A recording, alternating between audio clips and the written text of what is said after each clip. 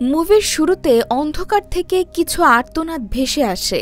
তারপর দেখা যায় একটা মেয়ে তার কান চেপে ধরছে কিসের এক আতঙ্কে।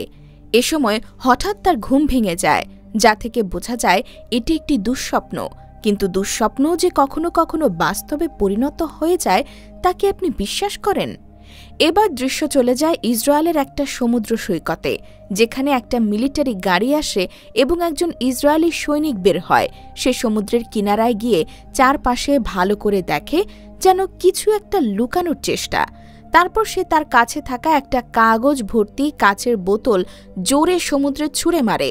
কিন্তু এর মধ্যে কি আছে বা কেনই লুকানোর চেষ্টা, তা একটু পরে উদ্ঘাটন হবে। সৈনিকটি সেখানে কিছুক্ষণ অপেক্ষা করে গাড়ি নিয়ে চলে যায়, আর কাঁচের বোতলটি সমুদ্রে গন্তব্যহীনভাবে ভাসতে থাকে। এরপর ঘটনা চলে আসে ফিলিস্তিনের গাজায়, যেখানে সমুদ্র সৈকতে বাচ্চারা বল পায়ে খেলছিল আর কিছু দূরে কয়েকজন যুবক বন্ধু বসে আড্ডা দিচ্ছিল। হঠাৎ বল ছুটে এসে একজনের মাথায় লাগে। সে রাগ করে বলটা নিয়ে সমুদ্রে ছুঁড়ে মারে। এরপর সেই বাচ্চাদের একজনের সাথে তার মারামারি হয়। এক পর্যায়ে বাচ্চাটা একটা বোতল উঠিয়ে তাকে মারতে যায়, কিন্তু সে বোতলটা ধরে ফেলে আর বাচ্চাটাকে তাড়িয়ে দেয়। বোতলটি নিয়ে সে বন্ধুদের মধ্যে আসে আর আলাপ করতে শুরু করে। সাথে বোতলের ভেতর কাগজ দেখেও তাদের মাঝে আগ্রহ জাগে, কি আছে এতে। তারা বোতল খুলতে পারছিল না। একজন বলে এটা ইসরায়েলের ট্র্যাপ হতে পারে, আবার অন্য একজন বলে এটা মনে হয় লাভ লেটার। এই নিয়ে বন্ধুদের মধ্যে এক প্রকার হাতাহাতি শুরু হয়, কিন্তু শেষে সিদ্ধান্ত নেওয়া হয় যে বোতল পেয়েছে সে খুলবে। সে বোতল ভেঙে চিঠি বের করে, কিন্তু ইংরেজি লেখার কারণে কিছুই বুঝতে পারে না। তখন ওমর নামের একজন সেটা নিয়ে পড়তে শুরু করে। চিঠিটা লিখেছিল একটা ইসরায়েলের মেয়ে, যার নাম ল্যাভিনা। সে জেরুজালেমে থাকে, বয়স 17 বছর। এরপর ল্যাভিনাকে দেখানো হয়। ল্যাভিনা বেশ সুন্দরী, আর সেই সাথে ব্যাকগ্রাউন্ডে তার চিঠি পড়া হয়। ল্যাভিনা চিঠিতে লিখেছে, আমি যেদিন এই চিঠি লিখছি সেদিন এখানে একটা মেয়ে আর তার বাবা মারা যায়। মেয়েটার সেদিন বিয়ে ছিল। এখানে আত্মঘাতী হামলা প্রায়ই হয়, আর প্রতিটা হামলার শেষে প্যালেস্টাইনকে নিশ্চিহ্ন করে দেওয়ার কথা বলে। আমি আসলে জানতে চাই এগুলো কেন করে, আর প্যালেস্টাইনের মানুষের মনের কথাও আমি জানতে চাই। এই চিঠি পেলে অবশ্যই আমাকে ইমেল করে জানাবেন। এরপর একটা ইমেলের ঠিকানা দেওয়া ছিল। চিঠির অর্ধেক আবার নাইম নামের একটা ছেলে পড়ে। নাইম আর ওমর কাজিন হয়। তারা চিঠি পড়ে হাসাহাসি তাচ্ছিল্য করে, কারণ ইসরায়েলের মেয়ে আবার ফিলিস্তিনের মানুষের মনের কথাও জানতে চায়। এটা অদ্ভুত, মানে ঘি খাইয়ে লাঠি পেটা। এর পরের দৃশ্যে ইসরায়েলের একটা ট্যুর বাস দেখা যায়, যাতে করে ল্যাভিনা আর তার কিছু ফ্রেন্ডস মিলে ঘুরতে বের হয়েছে। এখানে ল্যাভিনার বয়ফ্রেন্ডও ছিল। ল্যাভিনা আসলে ফ্রান্সে বড় হয়েছে, আর তাই ইসরায়েল সম্পর্কে তেমন জানে না। সারাদিন ট্যুরের পর বাসায় ফিরলে তার মা বাবা তাকে জিজ্ঞেস করে ইসরায়েল কেমন লাগছে। সে উত্তর না দিয়ে রুমে চলে আসে আর মেল চেক করে যে কেউ মেল করেছে কিনা, কিন্তু কেউ মেল করেনি। ল্যাভিনা হতাশ হয়ে এবার ম্যাপে ফিলিস্তিনকে দেখতে থাকে। পরের দিন বাসে করে কলেজে যাবার সময় একটা ছেলেকে দেখে তার সন্দেহ হয়। ভাবতে থাকে তার কাছে হয়তো বোমা আছে, তাই বান্ধবীকে নিয়ে তাড়াতাড়ি নেমে যায়। সেদিন কোনো মতে ক্লাস করে সে বাসায় ফিরে ইমেল চেক করে। আজ 3টা ইমেল এসেছে, যার প্রথমটায় ইসরায়েলকে নিয়ে ট্রোল করা আর দ্বিতীয়টা আরবিতে লেখা। ল্যাভিনা 2টো ইমেলই ডিলিট করে দেয়। শেষ ইমেল ইংলিশে ছিল, যেখানে লেখা ছিল বোতলটা কোথায় পাওয়া গেছে। এরপর এক প্রকার থ্রেড দিয়ে বলা হয় ফিলিস্তিনের মানুষের মনের কথা জানতে হলে তাদের সাথে থাকতে হবে। এসি রুমে বসে এসব হয় না। ল্যাভিনা ফিরতি ইমেল পাঠায়, আর এর মধ্যে তার মা চলে আসে। সে তাড়াতাড়ি ল্যাপটপ অফ করে বেরিয়ে যায় তার বান্ধবীর সাথে। সে ফিরতি ইমেইলে লিখেছিল, আমি তোমার সাথে ঝগড়া করতে চাই না, আগে আমরা পরিচিত হই, এরপর আমরা ফিলিস্তিন নিয়ে কথা এগোতে পারি। এর পরের দৃশ্য ফিলিস্তিনে যায়, যেখানে নাইম, ওমর, অন্যান্যরা ছাদে রাতের বেলায় আড্ডা দিচ্ছে। তখন একজন জিজ্ঞেস করে ওই ইমেলে কেউ মেল করেছে কিনা। সবাই অস্বীকার করে, একমাত্র নাইম চুপ থাকে। এরপর তারা গান বাজনা শুরু করে দেয়। তখনই একটা মিসাইল এসে তাদের থেকে কিছুটা দূরে পড়ে। তারা ভয় পেয়ে ঘাবড়ে যায়। আকাশে তখন ফাইটার প্লেন। সবাই তাকিয়ে, বুকে ভয়, একজন গালিও দেয়। এদিকে ল্যাভিনা তার পরিবারের সাথে রেস্টুরেন্টে খাবার খাচ্ছিল। রাতে বাসায় ফিরে ইমেল চেক করে দেখে ইমেইলে লেখা, আমি লাদেন, বোমা বানাই, ইরাকে এক্সপোর্ট করি। এটা দেখে ল্যাভিনার মন খারাপ হয়। সে লেখে, আমি তো আপনার সাথে খারাপ ব্যবহার করিনি। যাই হোক, পরের দিন ক্যাফে ভর্তি থাকায় নাইমরা বাইরে অপেক্ষা করছিল।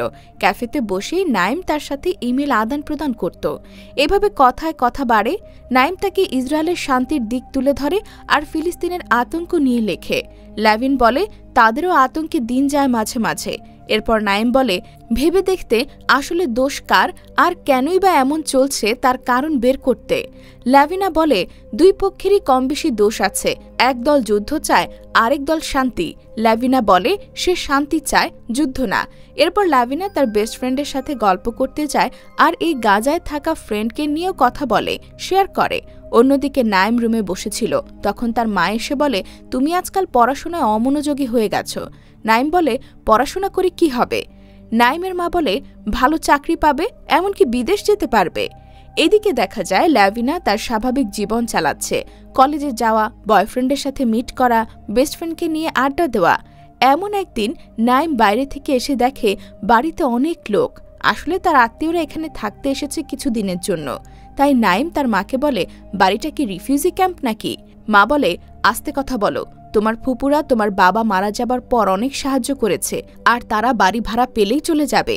নাইম রাগ করে বেরিয়ে ক্যাফেতে চলে যায়। তখন ল্যাভিনার ইমেইলের শেষ কথা মনে করতে থাকে। লেখা ছিল আমরা কি বন্ধু হতে পারি? ক্যাফেতে গিয়ে দেখে সেখানে প্রতি ঘন্টা চার্জ বেড়ে গেছে। তার কাছে বেশি টাকা ছিল না, তাই সে ২০ মিনিটের জন্য একটা কম্পিউটারে বসে আর ল্যাভিনাকে ইমেল করে। সে লেখে আমাদের বন্ধুত্ব হলেও ইসরায়েল ফিলিস্তিনের বন্ধু হবে না। এরপর ল্যাভিনা ফিলিস্তিনের অবস্থা শুনে আসলেই কষ্ট পায়। সে বলে তার জন্ম ইসরায়েলে না, সে ফ্রান্সে বড় হয়েছে, ফ্রান্স এমন না। এরপর তাদের মধ্যে এভাবে কথা বাড়তে থাকে। ওমর আর নাইম আবার ব্যবসা করে। তাদের বাবার টি শার্ট ফ্যাক্টরি থেকে টি শার্ট কালেকশন করে ডেলিভারি করা তাদের কাজ। তারা সেটাই করছিল। তো সেদিন যাবার পথে ফিলিস্তিনে অবস্থিত ফ্রান্সের কালচারাল সেন্টার দেখে নাইম। এরপর সে ল্যাভিনার সাথে ভালো ব্যবহার শুরু করে, নিজের আসল পরিচয় দেয়। ল্যাভিনাও নিজের কথা বলে আরও। নাইমের পরিচয় পেয়ে ল্যাভিনা খুশিই হয়। এদিকে একদিন ল্যাভিনার ভাই বাসায় আসে। সে ইসরায়েলের সেনাবাহিনীতে চাকরি করে। একেই আমরা মুভির শুরুতে দেখি। সে এসে ল্যাভিনাকে জিজ্ঞেস করে বোতলের চিঠির উত্তর এলো কিনা। ল্যাভিনা এড়িয়ে যায়, উল্টো বলে ভাইয়া সত্যি কি বোতল ফেলেছিলে কিনা। অর্থাৎ ল্যাভিনা বিষয়টি চেপে যায়। এরপর নাইমকে আমরা ফ্রান্স ভাষা শেখার জন্য সে কালচারাল সেন্টারে ভর্তি হতে দেখি। আর সে প্রথম দিন টুকটাক যা ফ্রান্স ভাষা শিখেছে তা ল্যাভিনাকে মেল করে জানায়। হঠাৎ সেখানে হামাস সেনাবাহিনী চলে আসে আর নাইম তার সব ইমেল ডিলিট করে। তারা নাইমকে জিজ্ঞাসাবাদ করে এবং চেক করে, তবে কিছু পায় না। পরে নাইম সহ কয়েকজনকে চোখ বেঁধে নিয়ে যায়, অত্যাচার করে। নাইমের আসলে কিছুই বলার ছিল না। পরে তার চাচা তাকে ছাড়িয়ে আনে। তার মা ক্ষততে ওষুধ লাগিয়ে জিজ্ঞেস করে তাকে কেন ধরল। নাইম শুধু ফ্রেঞ্চ ভাষা প্র্যাকটিস করছিল এটা বলে। এরপর মা তাকে এসব নিয়ে কথা শোনায়, বুঝায়। রাতে বাথরুমে বসে নাইম ফ্রেঞ্চ বই পড়ছিল, কিন্তু সেখানে কাজিন গিয়ে বিরক্ত করায় সে নিচে চলে আসে। তার মাও পিছু পিছু যায়, ছেলেকে বুঝায়, হতাশ হতে নিষেধ করে, কিন্তু নাইম কিছুতেই পাত্তা দেয় না। এর পরের দিন নাইম বের হয়ে কোথাও যাচ্ছিল, তখন ওমর তাকে ডেকে বলে কাল এত কিছু হলো তা জানালি না। নাইম কিছু বলে না। এটা দেখে ওমর বলে তুই ইদানিং অনেক বদলে গেছিস, সব মনে হয় বোতলের চিঠির জন্য। নাইম এবার কথাটা এড়িয়ে হাঁটা দেয়, কিন্তু ওমর বলে আমার বাবা তোর ওপর নজর রাখছে কিন্তু। এরপর নাইম ফ্রান্স কালচারাল সেন্টারে গিয়ে কম্পিউটার ব্যবহার করতে অনুমতি নেয়।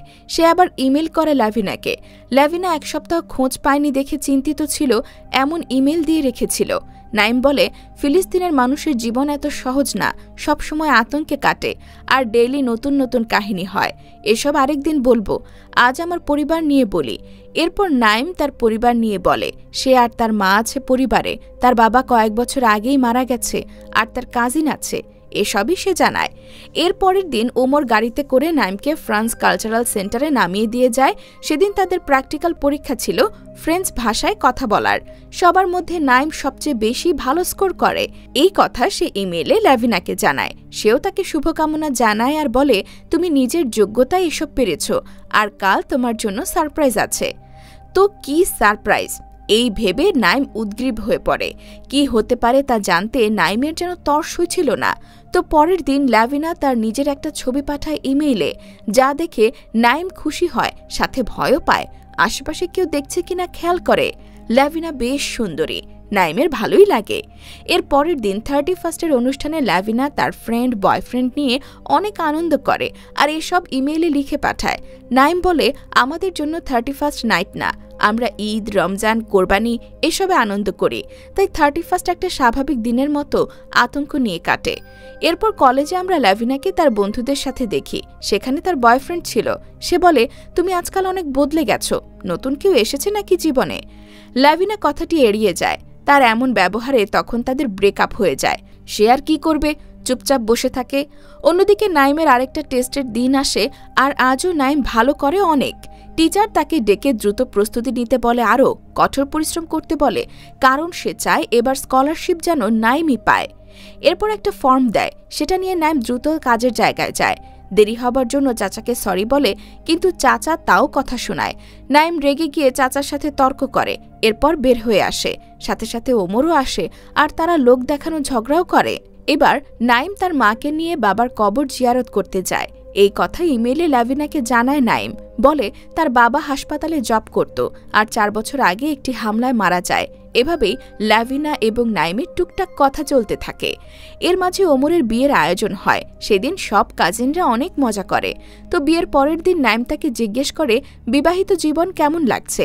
ওমর বলে, বাইরে থেকে যেমন মনে হয় আসলে তা না, এটা অনেক জটিল। তোরও ফাতেমার সাথে বিয়ে ঠিক হচ্ছে, তুইও কয়দিন পরে বুঝতে পারবি। এটা শুনে নাইম কিছু বলে না। পরে সে আবার লাভিনাকে ইমেল করে আর জানায় সে ফ্রান্সের স্কলারশিপ পেতে অ্যাপ্লাই করবে। লাভিনাও খুশি হয় শুনে আর শুভকামনা জানায়। নাইম বলে, আমি জানি না বাইরের জগৎ কেমন কি হয়, আমাদের ফিলিস্তিনের মানুষের জন্য এটা স্বপ্নের মতো, এখান থেকে বের হতে পারাটা। পরের দৃশ্যে লাভিনা সি বিচে বসেছিল আর তার ভাই এসে বয়ফ্রেন্ডের কথা জিজ্ঞেস করলে লাভিনা বলে তাদের ব্রেকআপ হয়ে গেছে। এরপর ভাইয়ের কাছে গাজার অবস্থা জানতে চায়। ভাই তাকে বলে অবস্থা এখন শান্ত, এরপর উঠে চলে যায়। এদিকে নাইম ফর্ম ফিল আপ করতে, ছবি তুলতে আসে। অন্যান্য বিষয় লাভিনা তাকে ইমেইলে টুকটাক হেল্প করে। নাইম একটা পাস নেওয়ার জন্য ফিলিস্তিন অফিস ব্রাঞ্চে যায়, কিন্তু তারা ঘুষ চায়। নাইম প্রথমে তর্ক করলেও পরে ঘুষ দিতে বাধ্য হয়। ফর্ম ফিল আপ করার পর তা জমা দিয়ে সে প্রথমে তার মাকে জানায়। তার মা এ ব্যাপারে কাউকে জানাতে নিষেধ করে, এমনকি ওমরকেও না। তিনিও চান নাইম এখান থেকে বেরিয়ে যাক। এরপর নাইম এ কথা লাভিনাকে জানায় আর বলে এখন শুধু সময়ের অপেক্ষা।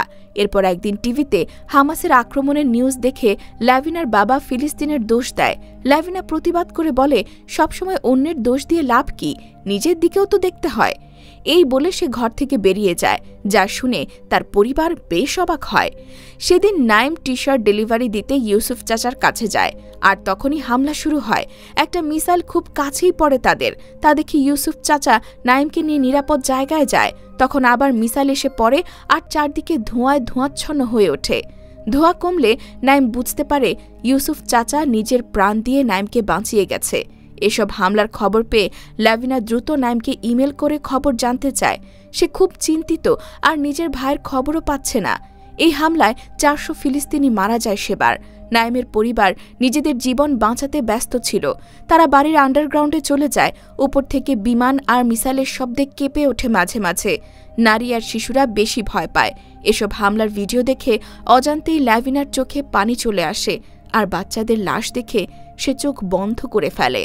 পরের দিন পরিস্থিতি স্বাভাবিক হলে নাইম আর ওমর ভাঙা জানালা ঠিক করছিল আর তখন বাইরে ইসরায়েলের সেনাদের টহল দিতে দেখে। এর মধ্যে নাইমের আন্টি আরও অসুস্থ হয়ে যায়। নাইম তখন কি করবে বুঝতে না পেরে বেরিয়ে যায়। সে হাসপাতালে যায় আর মায়ের সাথে দেখা করে। তার মা হাসপাতালে জব করত। তার মা তাকে দেখে বলে, কেন এসেছো? নাইম বলে, আন্টি অনেক অসুস্থ। তার মা তাকে মেডিসিন রুমে নিয়ে ওষুধ দেয়। এরপর নাইম তার মাকে জিজ্ঞেস করে 10 দিন হয়ে যায় সে বাড়ি যায় না, সে বাড়ি কবে যাবে? মা জানায়, অসুস্থ আহত মানুষদের রেখে কিভাবে যাই। এদিকে নাইম দুঃখে সময় কাটাতে থাকে। অপরদিকে লাভিনার জন্মদিন চলে আসে। তার বাবা মা তাকে কেক এনে সারপ্রাইজ দেয়। তখনই হঠাৎ দরজায় কেউ নক করে। লাভিনার মা দরজা খুলতেই সেই ফ্রেঞ্চ শিক্ষককে দেখতে পায়, যে লাভিনাকে বলে গাজা থেকে তার জন্য গিফট এসেছে। লাভিনা তখন তাকে নিয়ে বাইরে চলে যায়। শিক্ষক বলে, আমি মনে হয় ভুল সময়ে এসে গেলাম। লাভিনা ব্যাপারটা সামলে নেয়। এরপর সেই শিক্ষক তাকে নাইমের একটা ছবি দিয়ে বলে, এটা নাইম দিতে বলেছে। এরপর ল্যাভিনা তার হাতে থাকা একটা চাবির রিং দিয়ে নাইমকে দিতে বলে। বাসায় ফিরে এলে ল্যাভিনার বাবা মা এই ফিলিস্তিনি ছেলের থেকে কিছু আশা স্বাভাবিক নিতে পারে না, উল্টাপাল্টা কথা বলে। ল্যাভিনা রাগ করে বেরিয়ে যায়। সে তার বেস্ট ফ্রেন্ডের বাড়িতে যায়, সব শেয়ার করে, নাইমের ছবি দেখায়। এরপর রাতে নাইমের ইমেল পড়তে বসে। নাইম বলে, তুমি তোমার ভাইয়ের চিন্তা করছো, কিন্তু তাদের দলই আমাদের মারছে। ফিলিস্তিনের মানুষ এখন ভালো নেই, কেন এমন হয় বলতে পারো? ল্যাভিনা কোনো উত্তর দিতে পারে না, মন খারাপ করে শুয়ে পড়ে। পরের দিন কলেজে গেলে জানতে পারে এখন যুদ্ধবিরতি চলছে। যুদ্ধের পরে পরিস্থিতি কিছুটা স্বাভাবিক হয়। নাইমরা বাড়িতে ফিরে আসে। তাদের বাড়িতে থাকা আত্মীয়রা নিজেদের বাড়িতে ফিরে যায়। নাইমরাও নিজেদের গুছিয়ে নিতে শুরু করে। এদিকে ল্যাভিনা নাইমের ইমেলের উত্তর দিতে বসে। সে লেখে, তোমার ইমেলের উত্তর দেবার মতো ভাষা আমার নেই, আসলেই সব যেন স্বপ্নের মতো। এরপর যুদ্ধ শেষে ল্যাভিনার ভাই বাসে ফিরে আসে। ল্যাভিনা তাকে জড়িয়ে ধরে। বাড়িতে ফিরে তারা একসাথে খাবার খেতে বসে, কিন্তু ল্যাভিনা তেমন কোনো কথা বলে না। পরে তারা দুই ভাই বোন একটা রেস্টুরেন্টে বসে। ল্যাভিনার ভাই তাকে জিজ্ঞেস করে, সে এত চুপচাপ কেন? ল্যাভিনা ইসরায়েলের এরকম বর্বর আচরণের জন্য তার ভাইকে কথা শোনায়। ছোট বাচ্চাদের কি অপরাধ ছিল তা জানতে চায়। তার ভাই এসব প্রশ্নের উত্তর দিতে পারে না। অন্যদিকে নাইম চুপচাপ তার রুমে বসে আছে, মন খারাপ করে। তার রুমে ফোন বেজে চলছে। তার মা তাকে এসে জিজ্ঞেস করে তার কোনো সমস্যা কিনা। নাইম ফোন রিসিভ করে, আর ফোন আসে ফ্রান্স স্কলারশিপ থেকে। তার স্কলারশিপ হয়ে গেছে। পরের দিন নাইম ব্যাগ গুছিয়ে সব নিয়ে বর্ডারের দিকে যায়, ফ্রান্সে যাবার উদ্দেশ্য নিয়ে। তার আগে নাইম ল্যাভিনাকে ইমেল করে তা জানায়। ইমেলটি পাবার পর ল্যাভিনা অনেক খুশি হয়। তো বিকেল 5টার আগেই নাইমকে বর্ডার পার করতে হবে। ফ্রান্সের শিক্ষকের সাথে গাড়িতে করে তারা বের হয়। বর্ডারে পৌঁছে আগে শিক্ষক ভিতরে গিয়ে সব ক্লিয়ারেন্স করে। এরপর ফোন করে ডেকে নেয় নাইমকে। নাইম তার মা আর ওমরকে বিদায় জানিয়ে বলে সে আবার ফিরে আসবে। এদিকে ল্যাভিনা দ্রুত গাড়ি নিয়ে তার বেস্ট ফ্রেন্ডের সাথে বের হয়ে বর্ডারে নাইমের সাথে দেখা করার উদ্দেশ্য নিয়ে যায়। যাবার পথে তার বেস্ট ফ্রেন্ড তাকে বর্ডারের ওপারে গাজা শহর দেখায়, আর ল্যাভিনা তা মন দিয়ে দেখে। নাইম এক এক করে বর্ডারের দরজা পার করছিল। সেখানে কেউ ছিল না, সব ছিল সিসিটিভির নিয়ন্ত্রণে। নাইম এক এক করে পার করে শেষ দরজাটিও। এরপর একটা গাড়িতে করে সে প্যারিসে যাবার জন্য এয়ারপোর্টের দিকে রওনা দেয়। এখানে ল্যাভিনা শেষ মুহূর্তে এসে দূর থেকে নাইমকে দেখতে থাকে। নাইমও গাড়ি থেকে মাথা বের করে ল্যাভিনাকে দেখে। এখানেই দুজনের অপলক স্বস্তির দৃষ্টিতে তাকিয়ে থাকা, আর এর মাধ্যমে মুভি শেষ হয়।